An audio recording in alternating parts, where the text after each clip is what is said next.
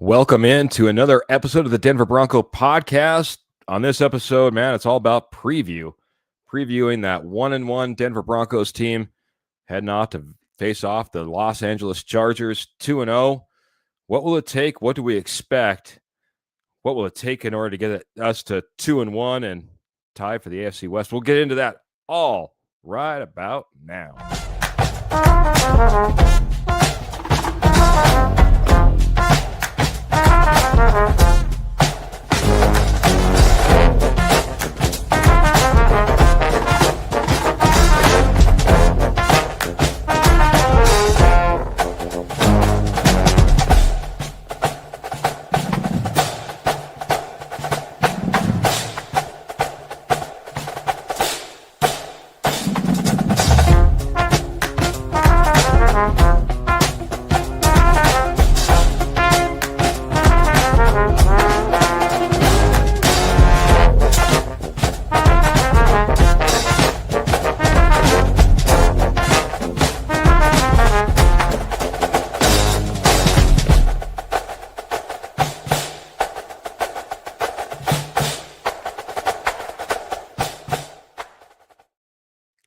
Welcome in, everybody. This is the Denver Bronco Roundup podcast, brought to you by Rocky Mountain Sports Network, sponsored by Morgan Trinkets.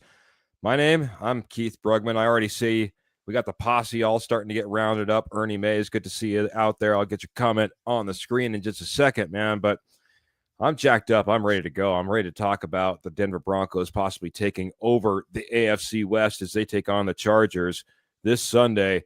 I'm not alone, though. I got my good friends with me. I'm going to say hello to Mr. Trevor Rocket Man Salzman. How's it going, Trevor? Doing well, Keith. Excited to be here and talk Broncos. I mean, this is a huge game for the Broncos. If they want to prove that this team this season, the Broncos, if they want to prove that they can be a playoff contender, a serious playoff contender, these are the kind of games you've got to win. You've got to be able to win in division games, and the Broncos are going to get their first taste of that here on Sunday. So I can't wait to dive deep in on it, and maybe we'll throw a couple score predictions out there, but hopefully everyone's doing well tonight. We'll get those score predictions in for sure by the end of the podcast. Hold them if you got them out there, posse. Just wait. We'll get those all at the end, man. And then maybe the judge will make his final ruling. Judge Jody, how you doing, my friend?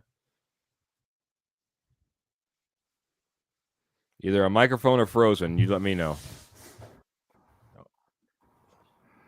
What's up, everyone? It's a big game Sunday. Excited to talk Broncos football, break this game down, talk who's going to play, who's not going to play. Yeah. Okay, man, that's one way to get it started, man. We'll talk about it. And Ernie Mays, I just want to hit the posse really quick, coming in and saying, go Broncos country only. Hello, Keith and friends. Good to see you, Mr. Ernie Mays. Always good to see you, man. Fantastic supporter and usually one of the first ones in the chat. Miss Pearl of Morgan Trinkets herself coming in saying hello to everybody. And even Kenny ignoring us, but saying hello to Ernie. So that's good, man. Good to see you in there, Kenny, as well. Gentlemen, let's hit that real quick. Jody, I'll let you top it off, man. Injuries at key positions seem to be hurting the Broncos, at least, especially in week 3 as we head off to face the Chargers. Talk about the injury report, what we got on there, and what we expect or don't expect. Looks like Greenlaw and Ingram both out for this game. Ingram with a back injury. Greenlaw still this, I guess, quad, or I don't even know, this mystery injury that's kept him out for 4 or 5. Jody, my friend, your internet is killing me, so I'm going to drop you out for a second. I'll let Trevor start over on that one, if you don't mind, Trevor. Yeah, absolutely. So first and foremost, we'll start with Evan Ingram. It's a back. He was ruled out. He did not practice for 3 straight days. So it's a little concerning because this is a guy that really hasn't seen the field, Keith, when he's been on the field. I mean, Adam Troutman's getting most of the snaps, and Evan Ingram they haven't been able to kind of figure it out with him yet. And it's concerning because he was one of their bigger offseason additions.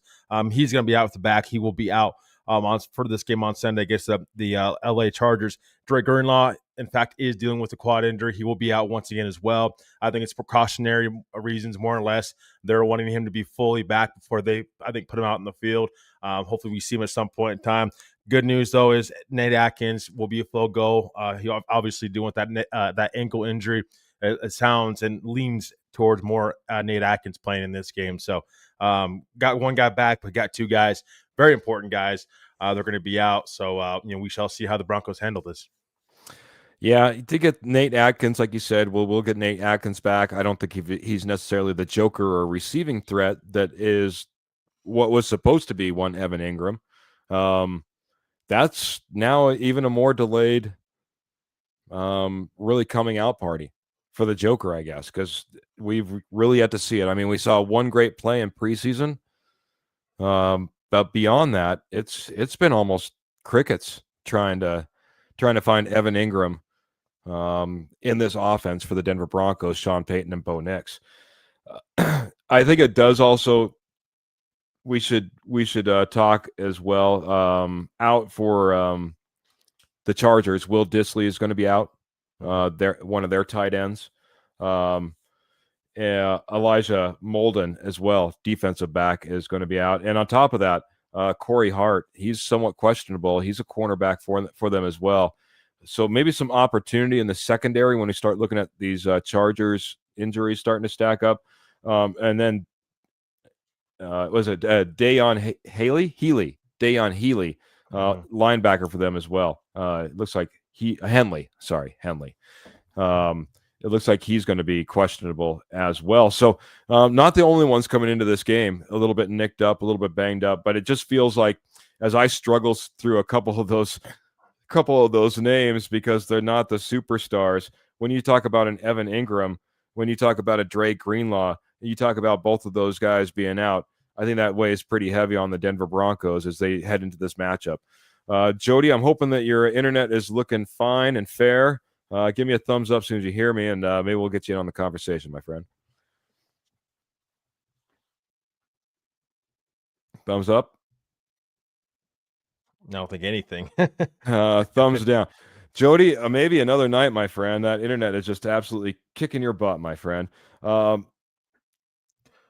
I want to ask you this, Trevor. Evan Ingram is out. That was going to hopefully be the answer against this Chargers team, because it doesn't matter if you look back to last year in the Thursday night game or what we expect from them so far this season. Over the middle of the field is something they like to take advantage of.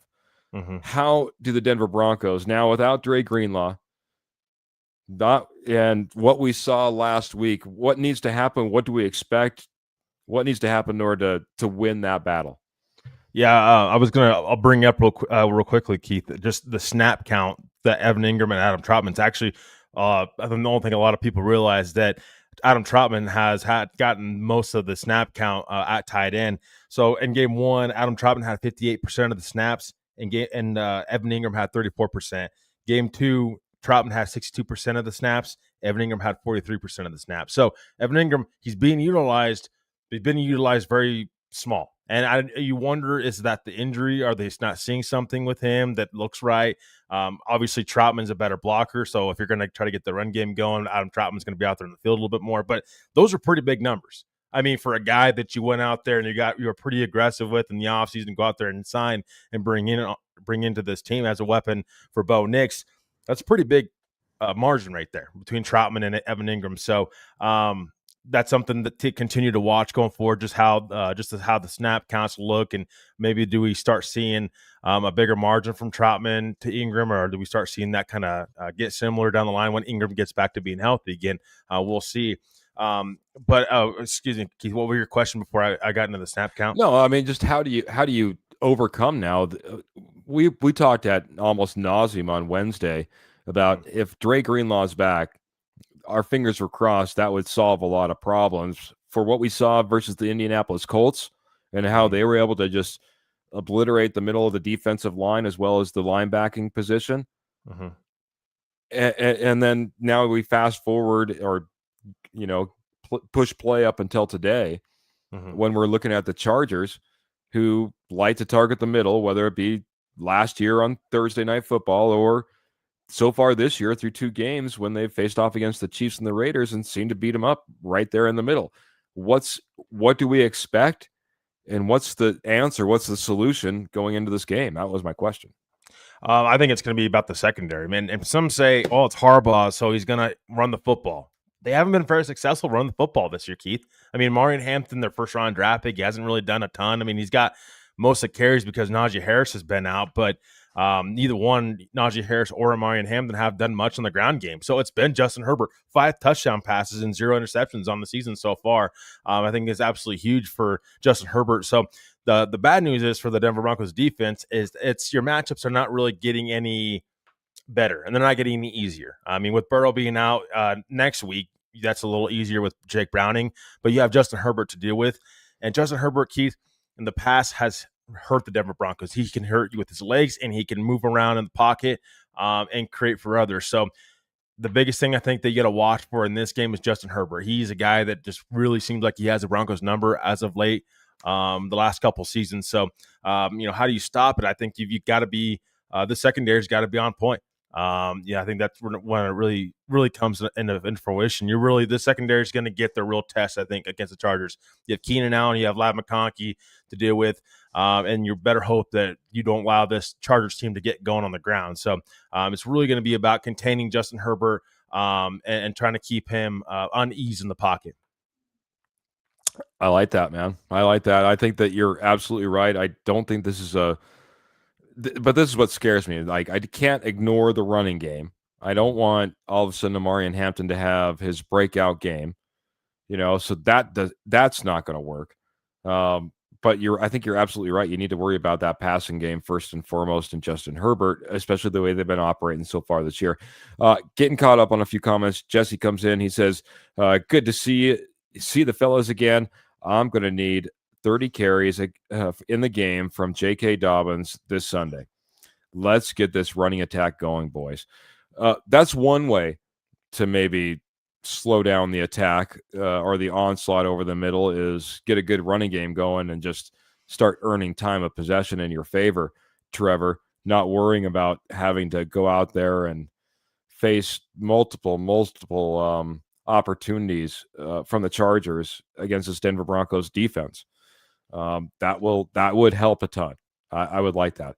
A good friend Graham's in there, I see as well. Good Mr. Phil McLaughlin coming in saying, good evening, Keith Rockaman, and maybe the judge. We'll see. We'll try one more time.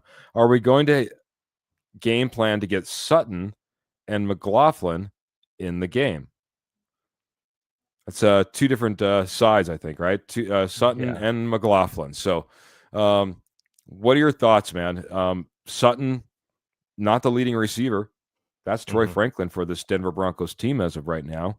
A lot of attention his way versus the Indianapolis Colts. Is this a game that, in your opinion, Sutton can come back and I guess reassert his dominance? And then what are your thoughts on McLaughlin in this game as well on the defensive side? Do you see him getting more involved? Yeah, I think for Courtland Sutton, I mean, he's got to get more involved. You can't. He's your highest paid wide receiver. I mean, he is your number one wide receiver as of right now. I mean, we still got more to see from guys like Troy Franklin and Marvin Mims. You love to see what you're seeing from these guys, of course you do. But Courtland Sutton can't just have one reception all game. I mean, that's just something that can't happen. And so, they've got to be able to get him more involved. But here's the thing, Keith, also, and this is something that I touched on last season, is Bo Nix can't be so in love with throwing the football to Courtland Sutton and trying to force it too much that he throws an interception and turns the football over. And you want to know an example? Last week against the Colts, do you think that ball should have been thrown to Courtland Sutton? I don't think so. I think there's a little bit of security blanket there that Bo Nix loves with Courtland Sutton, and he feels with Courtland Sutton, and it can be a really, really good thing. Don't get me wrong, but you've got to be able to trust the other guys around you. And I think hopefully in due time with this offense, as this offense hopefully starts progressing, you move the football around. It's Courtland Sutton's probably going to lead this team in receptions more than likely, but you got to start moving the football around to some of these other playmakers, Marvin Mims, Troy Franklin, maybe even Pat Bryant, to see what these guys can do as well.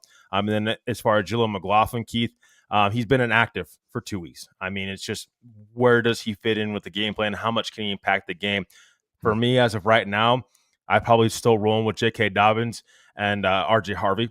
I think that what you'd seen last week with the run game showed some life for the first time in a long time, not going to lie. So I think that you stick with the running backs that you have. Again, R.J. Harvey's got to start seeing more playing time. I mean, he's your second-round draft pick for a reason. This isn't a guy that needs to sit back and learn for all season long. Yes, in due time, hopefully his carries start getting more and he starts to get more playing time. I understand trying to get him acclimated early, or maybe down the line, I should say. But I think now's the time to start throwing R.J. Harvey in there so he can start getting acclimated with this offensive line and start helping out Bo Nix in this offense. All right. Few comments. 100% Trevor coming in from Miss Pearl. She's in agreement with what needs to be happening there with both Sutton as well as the running game and R.J. Harvey, obviously. Good friend Karen coming in over on YouTube saying, good evening, all. It feels like coaching is the problem. I'm going to jump right back again because I do want to recognize that Phil dropped 100 stars with his comment. And I'm going to tell Jody it's 1, 2, 3 strikes, you're out at the old ball game. Here's another opportunity. See if we do this any better. What do you think, man? What's your game plan? Do you get Sutton more involved? Do you see Jaleel McLaughlin more involved? What are your thoughts as the Broncos face off against this Chargers defense? Good luck, my friend. I start by getting J.K. Dobbins a lot more involved. Stats I seen today, he's like top 11 in rushing yards. He's like top 2 in touchdowns. You need to get him the ball. He's like top 8 in yards per attempt. You got to get him the ball. That will open up the middle for Bo Nix because right now he is really struggling throwing it to the outside. Teams have decided to just plug the middle up and make him throw it outside. So that's where I start. You gotta feed J.K. Dobbins. He's your best running back by far. And this is a revenge game for him. They replaced him with Najee Harris, who's not seeing the field, who, in my opinion, is probably not even a better running back. So I think he's got revenge on his mind, and this could be a big game for him if Sean Payton uses him. But by the way, Keith, I was going to say J.K. Dobbins. Jody, are you sure you're not wanting the Broncos to use more of J.K. Dobbins because J.K. Dobbins is on your fantasy team? No, I've been all over J.K. Dobbins, from really day one. He's their best running back. He's their most, well-rounded running back. And things that you've seen in the first 2 games is why he needs to, get more carries. He should have had a lot more carries against the Colts. He was ripping up big chunk plays, and then we just went away from it. Sean Payton has got to decide what he's going to do. That's what we'll find out. This is perfect, gentlemen. One of you guys are saying R.J. Harvey, more touches, more touches, more touches. You went out and put the capital out there and the draft pick out there to go get this guy. More R.J. Harvey. On the other side, J.K. Dobbins, J.K. Dobbins, J.K. Dobbins. We'll see. We'll see what the Denver Broncos, Sean Payton, decide when we see him hit the field on Sunday. It'll be interesting to see maybe which one of you guys are more right or more wrong. The one thing I do got to get, though, I appreciate your love for J.K. Dobbins and the conversation that was R.J. Harvey and J.K. Dobbins. The question I had from Phil, though, was do you have a game plan for Sutton and Jaleel McLaughlin? What are your thoughts around those two, Judge? I'll get that since your internet connection seems to be holding up. They definitely need to get Sutton more involved. He can't have one catch like he did last week. That's not okay. What was the other guy you asked me? Oh, McLaughlin. Yeah. I'm not really sure. I mean, he hadn't dressed the first 2 games. I'm not really sure that he needs to have a big role in this offense. It needs to start with J.K. Dobbins, and I agree. I need to see a little more sprinkling of Harvey, but those are the 2 guys I want to see. I don't need 3 and 4 running backs like last year because when you have 3 and 4 running backs, you don't have one. So I want to see these 2 guys get the bulk of the carries, and I want to see them fully commit to a whole game running the football. Trey Pippins says Kenny Kirkpatrick. That's the guy we need to attack. Of course, Joe Alt is now subbing in. He used to be the right tackle. Now he's over there on the left tackle, subbing in for an injured Pro Bowler, and now doing a fantastic job, by the way. I mean, honestly, I think Nick Benito, Jonathan Cooper, whoever's going to be on that outside going up against Joe Alt, even though he switched positions, going to have his hands full. We can talk about that a little bit more in a little bit. But I think you're right, Kenny. You got to go after the low man on the totem pole. And if you got a right tackle out there that comes from Division III and is still getting his feet wet in the league, that's a place you could need to look at and try to get some run game going more than what we've seen, I think, even so far from the Denver Broncos. Even though, I gotta be honest, I looked at the stats. Broncos are running the ball more than they're passing it. Believe it or not, we're seeing a higher run percentage than we certainly have seen in years past. So that's a good thing. Things are trending in the right direction as far as that's concerned as well. I wanted to hit what Karen had here, though. Trevor, she says when she came in, good evening, but she feels like it's a coaching is the problem. I don't know if we're talking about head coach Sean Payton, because his offense put up 28 points last week, or we're talking about Vance Joseph, the defense, the one that gave up 29 points, or vice versa, because obviously in week 1, it was the defense that carried this team. Which coach is having the biggest problem right now for the Denver Broncos, in your opinion? For me, it's Darren Rizzi. I mean, it's neither Vance Joseph or Sean Payton as of now. I mean, at Sean Payton, give him credit. I bashed him quite a bit week 1 for how poor the offense looked, and I want to give Sean Payton his credit. He did come out and say, "I've got to be better." That's what I want to see from a coach. Come out publicly and say, "Hey, I've got to be better," and prove it. Don't just say it. He proved it. He proved it last weekend against a solid Colts defense. So props to him for that. And then VJ, obviously, week 1, the defense was, I thought solid. I don't think they were at their best by no means, but I thought they were solid enough for them to win. And then obviously last week the defense ended up turning out to be very well. But the special teams has been, I think, a mess the last 2 weeks, Keith. And this does fall on Sean Payton a little bit. I'm not going to be too harsh on it right now because we're only 2 weeks into it. But Darren Rizzi, I mean, that special teams is very, very important to winning football games, especially later in the season. You can't have a situation where you get a penalty regardless of what the refs say or whatever. Don't put that in their hands. Don't touch anyone. There's a field goal kicker out there that has never made a field goal from 60 yards before. Don't touch them. Make them earn it. Don't just give them the win. It felt like the Broncos just kind of gave that win away on special teams anyway. And I just feel like special teams just has not been up to par and where it needs to be. So special teams coach Darren Rizzi, for me, there's a little bit of a coaching issue, I think, there. That's Trevor always knowing where the hot topics is, bringing up special teams. No, I'm just kidding, buddy. No, you're right, man. Special teams does not look good over the first couple of weeks. It may not be the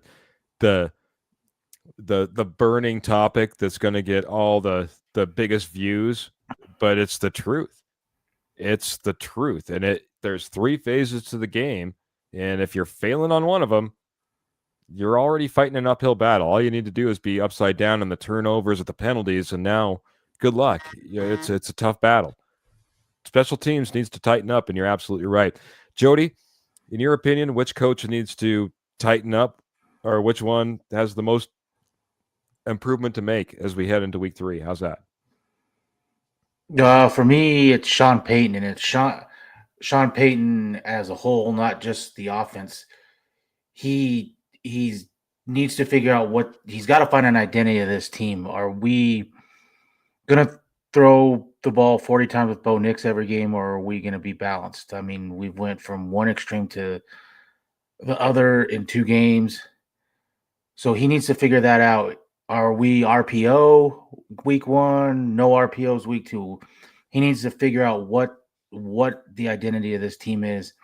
He also needs to figure out what players and what packages he's going to run. He cannot continue this, different players and different packages every other play. It's not working.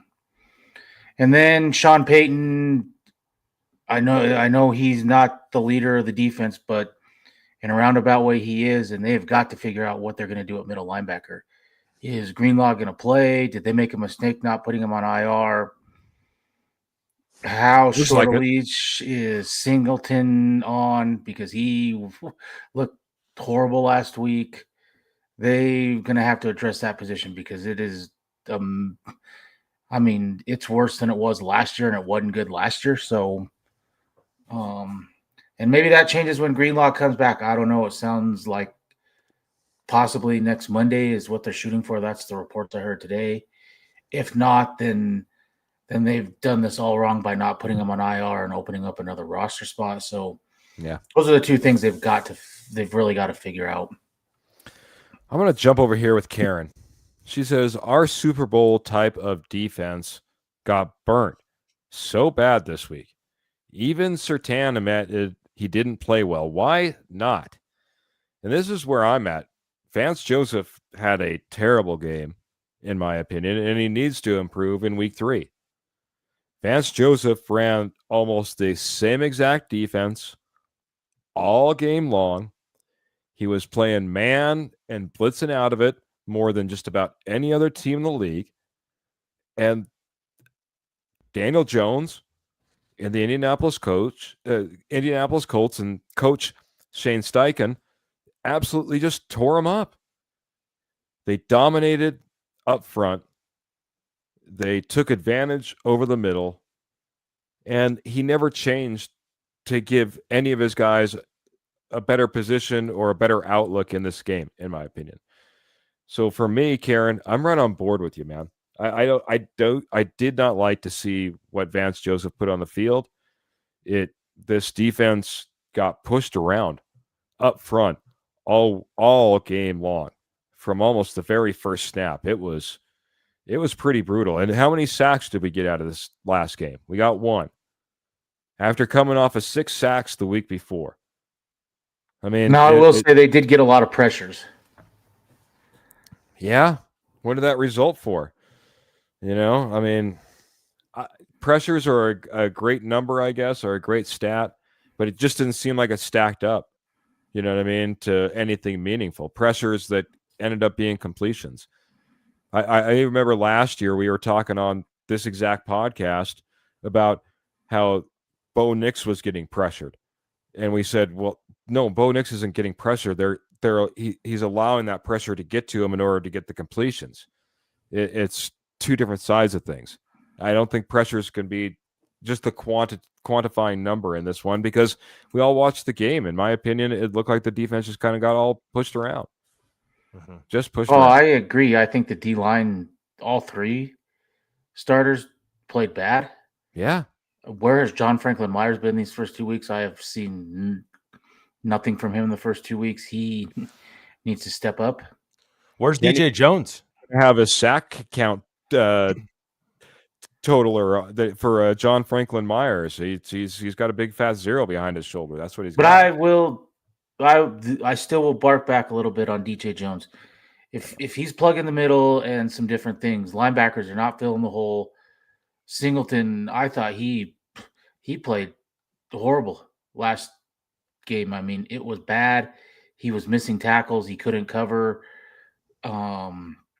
So we're back to the same situation as last year.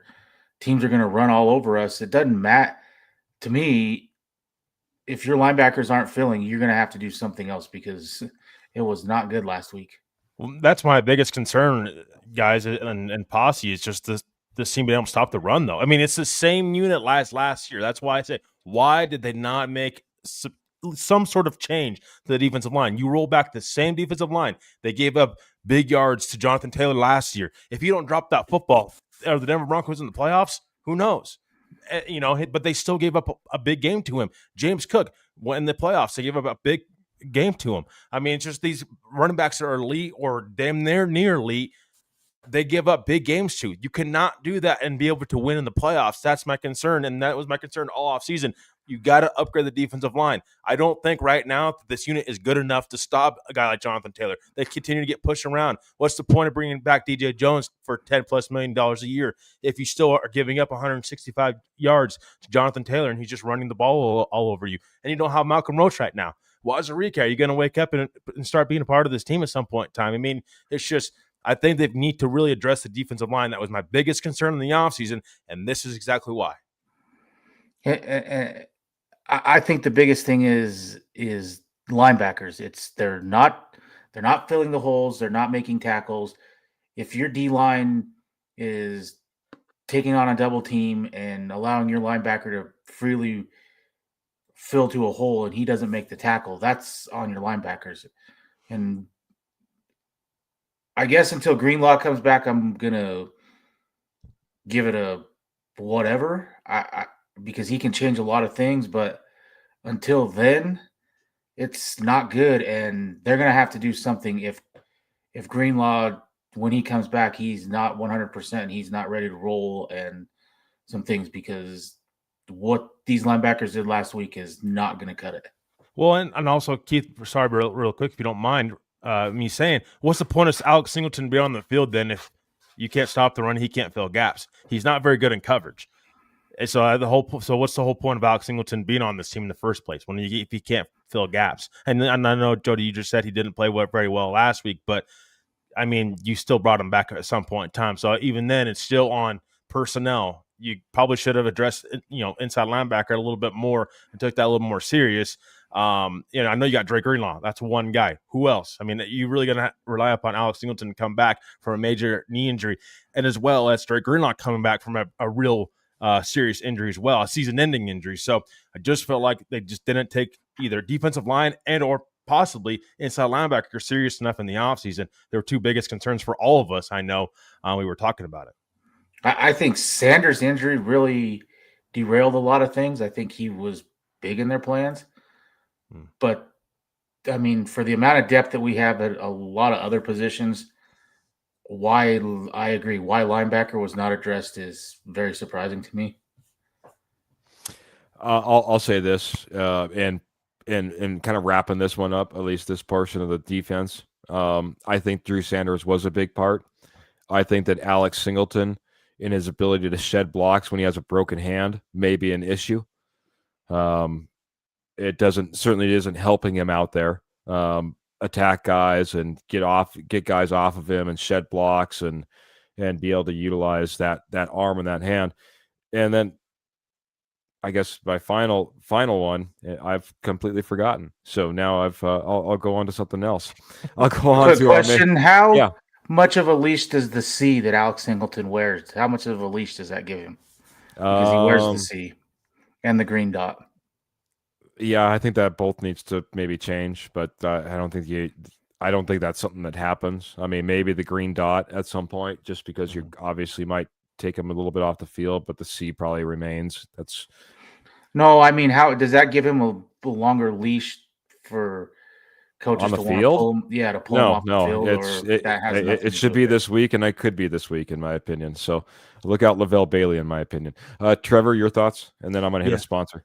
Yeah, I mean, I agree. I don't think the patch on their jersey should dictate you staying on the field. And Alex Singleton just hasn't played up to par. And again, I really like Alex Singleton as a person. This is not personal at all. It's just from what we've seen on film and from a game perspective, it's not good enough. And so, no, I mean, I agree with Keith. I mean, if he doesn't play very well, I think he should be off the field. The unfortunate part is this team doesn't have a lot of depth in inside linebackers. So, as this team once again are going to go out there on the free agent market for a second straight season searching for that inside linebacker, we shall see. But Drake Greenlaw also, when Drake Greenlaw comes back, watch for him to possibly get the green dot at some point in time if he's back. Very good. I'm going to go ahead and I'm going to point the finger at our amazing sponsor. Our amazing sponsor is Morgan Trinkets. They're your headquarters for Southwest Jewelry, Southwest Pottery, Estate Gold at wholesale prices. Once a nationwide company and doing it for over 34 years, I add. They are now in your backyard, northern Colorado, southern Wyoming. Check them out at any show like this one, Coin Show, at the Boulder Fairgrounds, Longmont, this weekend. That's where you can find Morgan Trinkets, Southwest Jewelry, Southwest Pottery, Estate Gold at wholesale prices out there at the Coin Show at Boulder Fairgrounds in Longmont, Colorado. Got you all hooked up. Silver, sterling silver, got that as well. But you're like, hey, I'm not going to be in Longmont. It's okay. I got you taken care of. Head on over to Morgan Trinkets on Morgan Trinkets Co. on Etsy. I'll go ahead and remove this comment real quick so you can see it on the screen. Morgan Trinkets Co. over on Etsy. You'll see everything that she has to offer. All orders over $50 are shipped absolutely free. All major credit cards are accepted. Check out Morgan Trinkets Co. or Morgan Trinkets Co. over on Etsy today. Get your fix for Southwest Jewelry, Southwest Pottery, Estate Gold at wholesale prices. Gentlemen, I guess, and I see this comment from Karen. So change the plans, and that's where I'm getting at. Just to kind of put a bow on this, at least on the defensive side, maybe we'll start tackling the offense a little bit. But you'll have to be able to change some plans. This Chargers defense has come out firing. I mean, absolutely come out firing. Over 570 yards so far from Justin Herbert. 5 touchdowns from Justin Herbert. He's been given the reins to this offense, and he's operating. Now, yes, the run game needs to get going for them, and maybe that's a good thing for us. It's not something I want to overlook, but this Denver defense, this secondary, these cornerbacks, these safeties, they better be on point, not being lazy, and Vance Joseph better have his game plan put together. It's a no joke going up against this Los Angeles Chargers offense. I'll probably do that a few times before I die. Let's switch it over, man. This Chargers defense hasn't necessarily been relenting a whole lot of points either, whether it be the Chiefs or the Raiders. So I'll start with Jody, since he's had all the internet issues and got cut off the first time we tried to go to him right off the bat. Jody, how does Bo Nix, Sean Payton, this offense need to go out there and operate? What can they do, and how do they walk away with a win, at least on the offensive side of the ball? They have to establish the run game first and foremost, in my opinion. That will open up play action, which hopefully will open up the middle for Bo Nix. I mean, in the first 2 games, we have seen no deep shots over the middle. We've really not seen any shots over the middle, period. We've seen nothing deep. We've seen a couple, the touchdown to Mims and the touchdown to Sutton, those little fade passes for touchdowns. Other than that, we've seen nothing. Teams have made their mind up. Bo Nix, you're going to have to show that you can throw it outside to beat us. So that's where Sean Payton has to get creative and get this middle opened up. And I think the easiest way is by running the football and bringing those safeties down into the box. Very good. I think the run game absolutely needs to get established. I missed this from Phil, so maybe just a quick one from you before we jump into the offense, if you don't mind, Trevor. He says, guys, with Greenlaw and Ingram out, who did we bring up from the practice squad, if anyone? I was trying to research this actually in the background. I didn't see if we had called anybody up officially. I don't know if you have any news on that or know of anything. And if not, what are your thoughts? Where do we go as far as the practice squad is concerned? Do we bring a couple of guys up in those particular positions? Yeah, I mean, I think they'd probably make a move Sunday, early Sunday morning. If you're going to see something, you won't see it Friday. Somebody would probably be elevated to the active roster. I think Nate Atkins will probably end up filling that Evan Ingram role. I don't expect any big changes, Phil, to be honest with you. And then I think we'll see more Justin Strnad out there. And then I think this is a great opportunity for Justin Strnad to step up and show what he's got. Again, I think Justin Strnad's a good fill-in. But at the end of the day, you need Dre Greenlaw back on this defense. And I'm okay. I know some are concerned about Dre Greenlaw. I get that. I'm okay holding off a couple weeks if Dre Greenlaw comes back 100%, because that's how important he is to this defense. If Dre Greenlaw comes back and he's healthy, he takes his defense to a different level. Evan Ingram, I'm starting to get a little sour on Evan Ingram. I'm not going to lie, because of the snap count that he's been that's been trickling on down the last couple of weeks, and plus already a back injury. We know back injuries can linger throughout the season, and obviously Evan Ingram has had that injury history in the past. So starting to kind of get a little sour on Evan Ingram a little bit, but hopefully he turns it around. It could be a productive weapon for Bo Nix in this offense. So Atkins for Ingram, but really just more of a Justin Sternad is your idea. Use that roster spot for wherever you want. Bring up your third quarterback, whatever it happens to be, but you don't see a direct replacement there. Jody, any difference there? Do you see like a Karini Reed coming in or something like that? They're going to have to bring up a linebacker, in my opinion, just because Sternad's been on the injury report all week with his foot. So I don't know how healthy he is. Singleton, he's not healthy because of the thumb. And if that's the reason that he's having trouble shedding blocks, that's a problem. I've said this earlier. I think this is the time where you need to use some of these guys that are versatile. Hufanga needs to come down and play more in the box. This is where you can get Jahdae Barron more on the field. He can, he played safety in college. He's kind of been all over. He can do some different things.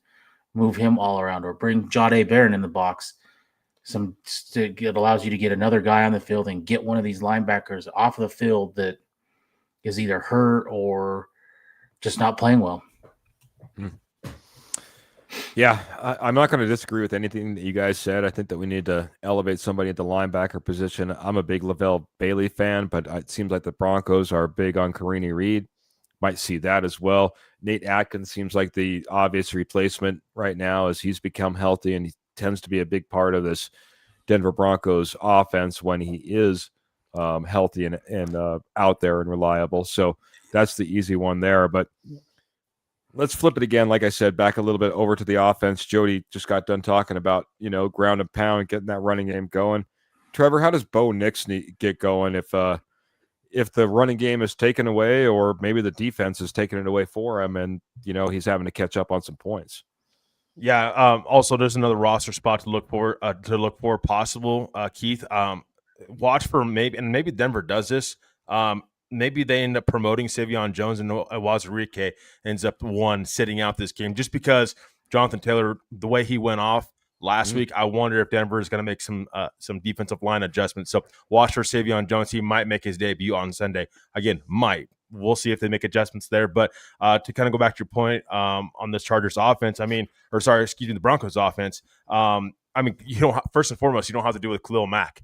Dislocated elbow and is on IR. So that's huge news because that is their man when it comes to getting out for the quarterback. That is their Nick Bonito. Khalil Mack has done it for a long time. Very good pass rusher. Has always been a problem for the Broncos, even going back to when he was with the Raiders. So that's a huge burden off the Broncos' shoulders right there, not having to deal with Khalil Mack. But I think that this team can actually be well balanced throughout the whole game. I really do. I think that's when Jody was talking about it earlier of what offense does Sean Payton want to run. I think it should be what he did last week. If it ain't broke, don't fix it.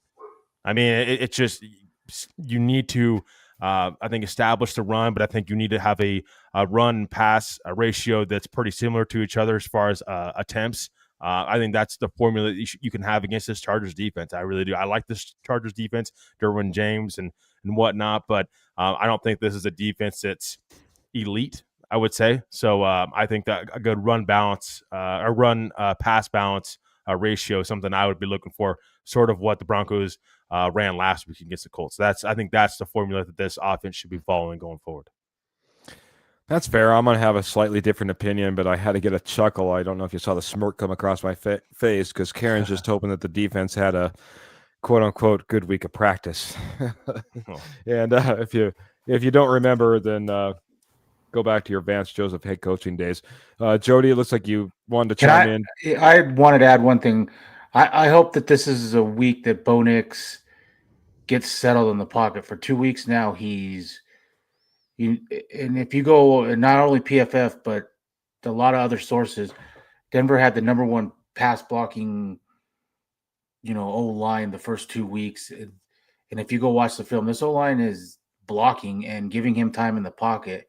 And for whatever reason, he is wanting to bail very quickly. I hope this is a game that he gets settled in and isn't just happy, whatever you want to call it, if it's bad footwork or whatever, but gets settled in and, start making those throws from in the pocket.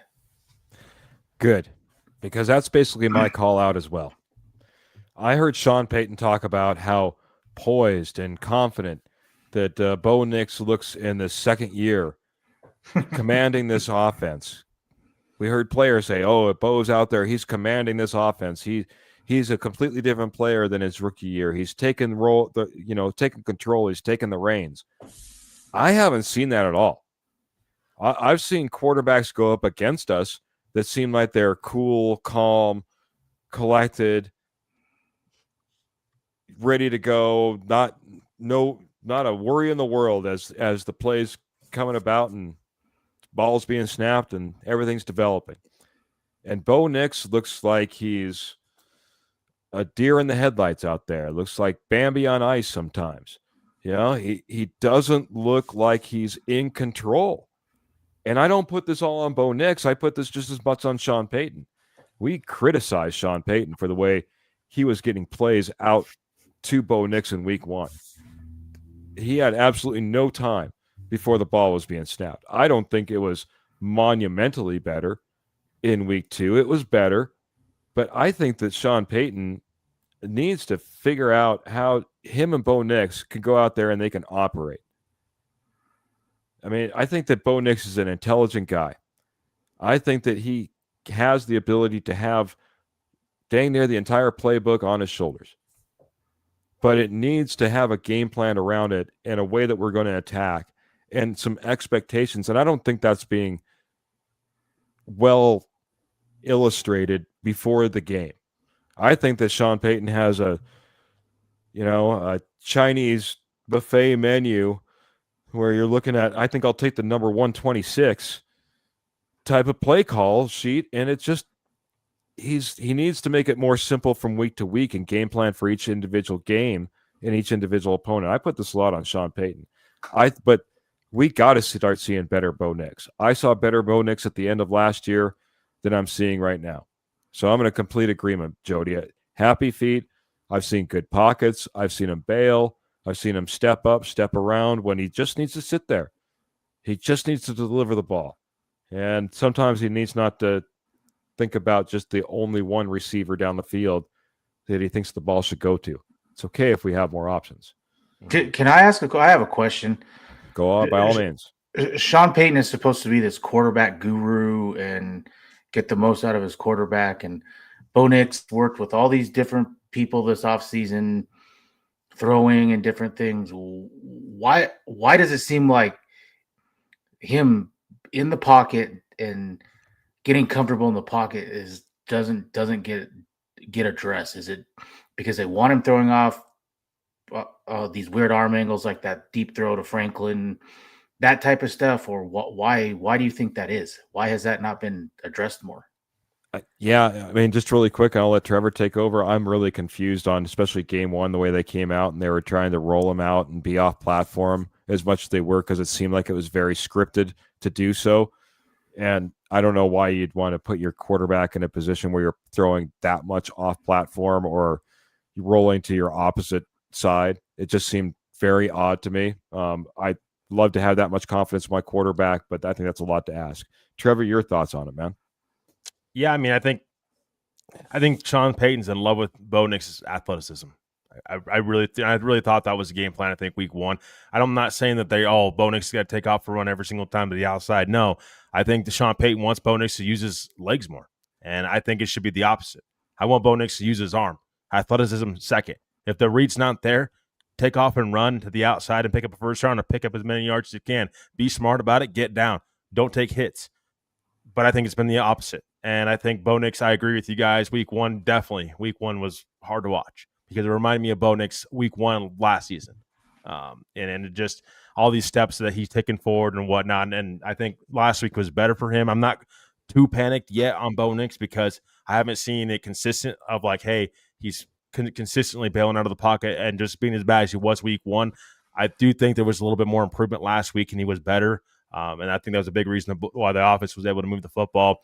For me also, though, I think the biggest thing is not just the happy feet and everything, but it's the turnovers. I mean, you can't turn the football over. And I think he's been turning the football over way too much. I think sometimes he forces throws that aren't there. I think that Sutton throw was a forced throw that just wasn't there.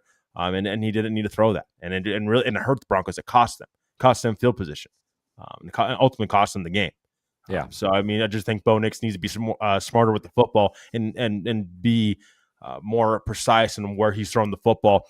But also Keith and Jody and the Pot and Posse. You know what this is what I don't love about Sean Payton's offense is he could constantly rotate wide receivers out there every single down. And I think it's really hard for a quarterback to be able to get down and be able to have any sort of rhythm when you're constantly bringing in new guys, new personnel, play after play after play. He's never can get in a rhythm with guys other than Cortland Sutton and maybe now Troy Franklin. Who else on this offense does he have, that consistency with? It's really hard for me to name a third guy. I do agree with the turnovers, and even if you go back to last year, look, 2 against the Browns, 2 against the Browns, 3 against the Colts. I think he had another one somewhere else. Then he threw 1 last week or 2 last week. 1. I mean, he's whatever the stat I heard from his last 6 games or something. He's leading the NFL in interceptions for a guy that doesn't supposedly not supposed to turn the ball over. Yeah, I heard a lot of interesting stats and we could get into it. But we're going to have to start getting some predictions in. So, Posse, I know that we've been talking about, maybe the negative side of the Denver Broncos. Let's see if we have some positive score predictions. Get them in there now. Phil's like, I would like to see Bo use his legs more. And he also thinks that VJ's old school and he likes to stick to his game style and doesn't do the adjustments like he maybe should. The one concern that I have with because I was a big Bo Nix should use his legs. Bo Nix can run. He's athletic. I like him out in space. I think it's an underrated piece of his game. Until he had a trans fracture in his back versus the Raiders last year, and he played through the rest of that injury. And now I wonder if that's why that's kind of been taken off the table at this point, even as we kind of go into year 2. And I'm sure he's healthy as far as that's concerned. But, you got to keep your possible franchise quarterback on the field, operate. You know what I mean? So how much do you want to put him in harm's way? Maybe it's an overreaction. That's why we don't see necessarily run plays drawn up for Bo Nix. I'm on both sides of it. I understand trying to, save him a little bit. But like I said, I think that he does fantastic in that regard. I think he's a great runner. I think he's great out in space. And I think he gets down a lot better than most other quarterbacks in the league, especially when it comes to rookies or, quarterbacks that have been brought in just last year. So we'll see if that comes to fruition. What will come to fruition right now is some score predictions. Where do I go? I think I'll go over to Trevor on this one first. I'll let Jody come in second. Trevor, we talked a lot about this Denver Broncos team. We got to get the run game going. Bo Nix, if he settles down, could look really good in a game like this. This defense, we want to see a repeat performance closer to week 1 than week 2. That all being said, it's a big AFC West matchup. There's a lot on the line for both teams.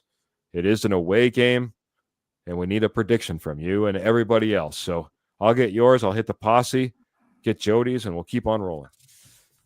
Yeah, for me, this is a very tough game. Like I said, I said this a couple weeks ago. I think I said it last week, actually. You needed to go 2-0 to start the season. And this is a big reason why. Joe Burrow going down is absolutely huge for this Broncos team going forward, though.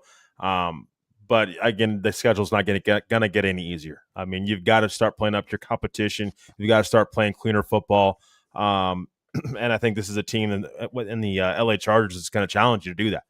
This is a Jim Harbaugh team that's not going to play around. I mean, they're not going to be the rebuilding Tennessee Titans with a rookie quarterback. So for me, I think it's going to be a tough game. I think it's going to be close at first, but I think as the game goes on, Justin Herbert's going to show us, I think, just how special of a quarterback he is.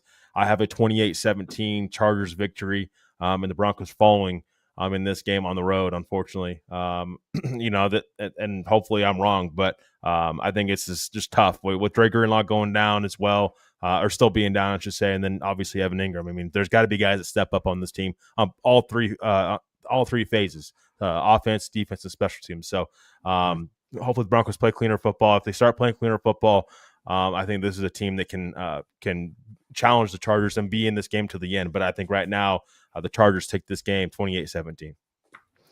Fair enough. Always realistic, always bringing the truth. We try to do it every single podcast, man. It just is what it is. You know, I even heard on a different podcast when it was a head-to-head Broncos versus the Titans. The Titans podcaster got in there. He's like, guys, I'm not going to come on here and say we're going to win. You know what I mean? He's like, we're not a 17-0 team. If you want that, for me to say that, it's not going to happen. There are going to be some losses throughout the year. This might be one of those weeks. Ernie Mays doesn't think so. He's given the Broncos a 31-22 victory.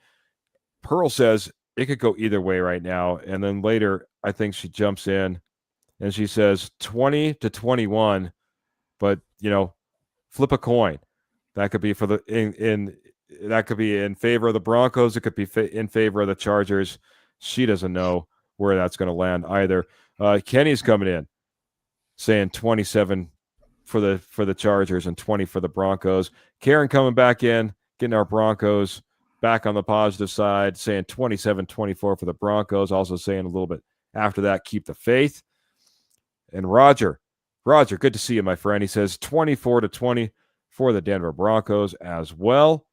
A lot of close ones. Phil McLaughlin, our lead star giver throughout the entire evening. Phil, thank you very much. By the way, I didn't recognize the second time he dropped 100 stars, or at least saying that he gave 100 stars. I just said, hey, he dropped stars. Let's get to his question. But he likes a nice close game in favor of the Broncos, though. Jody, the judge, what's the verdict, man? What are you putting down for a prediction on the Denver Broncos-Chargers game? I hate to say that week 3 is a must-win game, but it's a must-win game if you want to win the AFC West, because you fall 2.5 games behind. The Chargers are 3-0 in the division. Some things on your side. This is, even though you're in LA, this is going to be a home crowd for you. It always is. I think J.K. Dobbins is going to be motivated in this game, and I'm banking a lot on J.K. Dobbins in this game. I'm going a low score of like 21-17 Denver. I think this defense is also motivated from the way they played last week. Not that they played horrible. I mean, 2 for 6 in the red zone, holding the Colts. That was good. Some different things. They really should have won last week. The Colts didn't win. You lost, if that makes sense. You lost the game. Colts didn't really win it. Mm-hmm. And I will take a little bit from what I've seen in the second half of that Raiders game. What the Raiders did, they pretty much shut the Chargers down. Now, whether that's the Chargers were just going through the motions or I don't know, but there were some things to take away from there. So if your O-line can come to play and J.K. Dobbins, who I think is going to be motivated and he's going to get 100 yards in this game, 21-17 Denver. 21-17 Denver. Another vote for the Broncos, but I'll be honest, there's a few of them going around. Rodney's saying I have the Chargers too, winning 28-16. It is a game I went back and forth in. Pearl saying this D needs to show up, and I absolutely agree. Special teams need to show up. Rodney, you're just joining in, but that was the call out from Trevor that kind of shocked me right off the bat, man. I thought he was going to give us some nice, tasty, juicy things to talk about when it came to the offense and defense. He was calling out the special teams early. Go back and listen if you missed it earlier. But I'm going to do this, man. I am going to go ahead and I'm going to keep the faith. At some point, I want to see it. I want to see things click. And if you can't get up and get ready to play the Chargers, who are currently leading the AFC West, as Jody just put it, man, this is like a must-win game. If you're not Sean Payton drawing up your best offensive scheme in order to walk away with a victory, shame on you. Vance Joseph, if you're not ready to throw everything in the kitchen sink at stopping Justin Herbert and this Chargers offense, shame on you. Rizzy, if you're not out there figuring it out, buddy, figure it out right now. Let's walk away with a victory. Let's put a flag in Los Angeles and put a stamp on this AFC West that we're not one to be walked over. I'm going 31-17 Denver Broncos. Make it happen, Broncos. Because if not, if you don't walk away with a victory, it becomes tougher and tougher for me to try to keep this faith and try to keep predicting wins for you, even though it's early on in the season. If we walk away and it's an embarrassing loss, expect only truly what my heart feels and desires. But right now, I want to keep the faith, man. Go out there, get a big win versus the Chargers. Put yourself back on the map. Stake your claim on the AFC West. I'm putting it on your shoulders, Sean Payton. Go do it. I'm out. I have a quick rapid fire. You brought up Sean Payton. I've heard a lot this week that people are saying he should possibly consider giving up play calling duties. Do you think if this team struggles again offensively that he considers that, or is that not really in the picture? My quick answer is no. I don't think it's an option. And B, he just needs to check himself. I'll just say that. Trevor, your thoughts, man? Turn over the play calling duties? Yes, no, in even the plausibility clause? No, there's no way in hell that Sean Payton is ever giving up his play calling duties. He's never doing that. He may walk out the door before that ever happens. I don't see that happening. He's not going to swallow his pride to do so. He needs to figure it out, though. If this offense does go ahead and struggle, he does need to figure it out. And I don't want him to give up play calling duties. Third week into the season, he's already given up play calling duties. There's some massive concern, in Broncos country. So, no, but I don't think that he will ever do so. Yeah, I would have to agree, man. I don't think we're there yet. Let's not hit the panic button. Let's keep the faith as we had our good friend Karen coming in here, and it's week 3. Even with a loss, let's come roaring back. But we're not predicting a loss. We're going to go out there and hope for the best. I guess Trevor's kind of thinking that that's a possibility, but I think that's, as we've seen from the posse, that's not unrealistic. This Denver Broncos team has to have a little bit of faith in themselves as they travel to Los Angeles and go out there and get a victory. I don't say it enough. Maybe I didn't have Clayton in here to tell me so, but please like, share, subscribe. Smash that like button, as he always says. Make sure that you're over there on Facebook, you're on YouTube, you're on Apple Podcast, you're on Spotify, you're hitting your notification button, you're subscribing, you're giving a 5-star review on our podcast over there on Apple Podcasts or Spotify.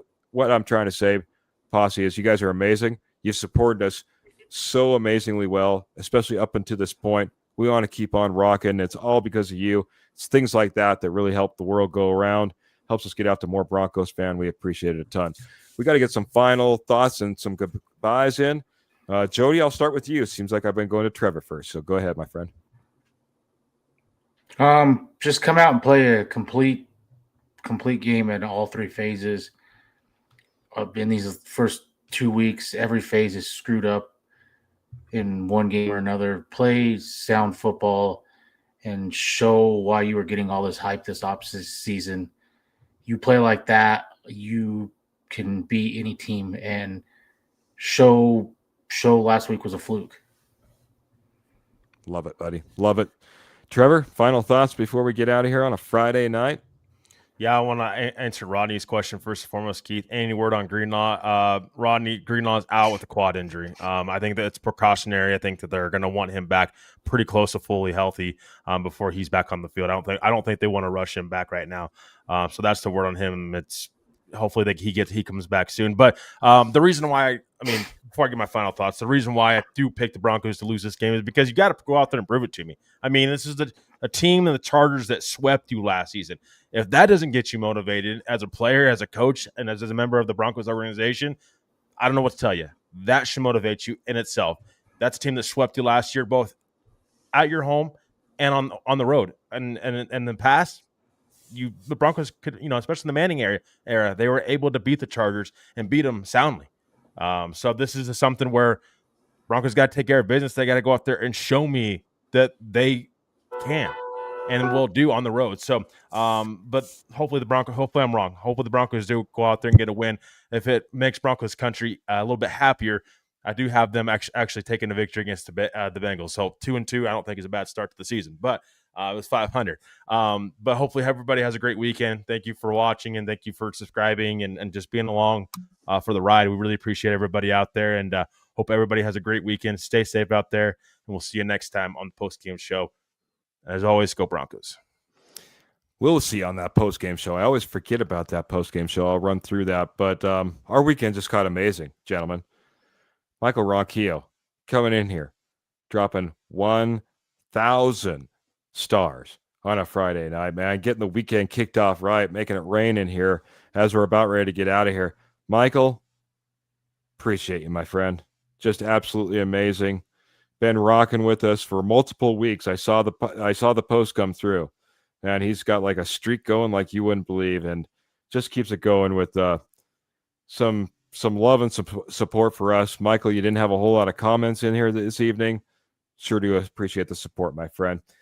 Broncos need our support as well as they head off to Los Angeles. We're going to go ahead and support them. I got my prediction in. I'm keeping the faith. I think this Broncos team still has something in it. I think we all think they have something in them. They can prove it out here on Sunday. Go claim the AFC West. Guys, as I said, I went through all the places we are, but we do go live on Monday morning. We got the Morning Juice at 7 a.m. Mountain Standard Time. Denver Bronco Roundup podcast goes live on 7 p.m. Wednesday, Mountain Standard, Friday, Mountain Standard, because you just watched it. And then don't forget about the post-game reaction show. We're going to catch you there as well. Can't wait to be hopefully talking about a victory, but we'll catch you all there. Either way, let's get your reaction. But until then, we do got to get out of here. I hope you have a fantastic weekend. Go cheer on your Broncos this Sunday. But until then, until I see you again, we're going to get out of here saying, keep your boots in the stirrups, guns in the holsters, and of course, Denver Broncos in your heart. Until next time, we're out of here. Have a great night, everybody. Take care.